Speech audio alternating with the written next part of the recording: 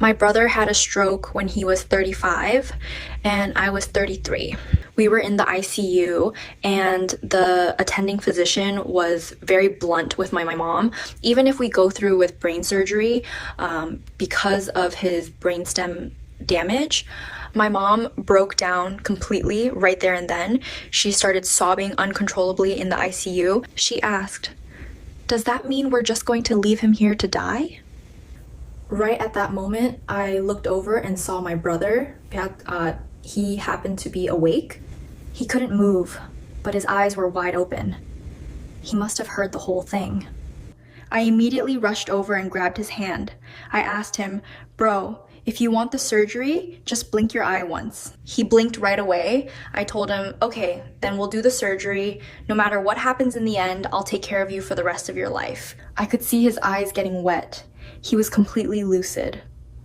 Later, the brain surgery was considered a success. But just by the second month, he just ran out of battery, it seemed. He gradually lost his energy, and I wasn't sure if he didn't want to move or if he couldn't move anymore. Back then, my mom was mainly the one staying at the hospital because I still had work. By the time I took over, my brother was barely moving anymore. No matter how much I encouraged him or talked to him, he hardly reacted. On the morning of the third day, I noticed my brother's oxygen saturation dropped to 93. I urgently called the nurse. She rushed over and immediately suctioned his airway, afraid it was just phlegm stuck. She suctioned for a long time, but his oxygen level still wouldn't come up. Instead, his blood pressure just kept skyrocketing. I could see the nurse was already drenched in sweat. It was obvious she was starting to panic. My gut feeling at that moment was, this is it.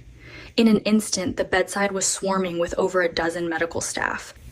I just sat on the chair outside and called my mom. I said, "Mom, we did everything we could." From his stroke to his passing, my brother was only with us for a total of 50 days. Those 50 days felt like a chance for us to complete everything that was left unfinished. Now, when I look back, all I feel is gratitude. Huge thanks to the Taiwanese viewers for that real story. I'm your AI character, and I really hope you enjoyed my performance. Catch you in the next video.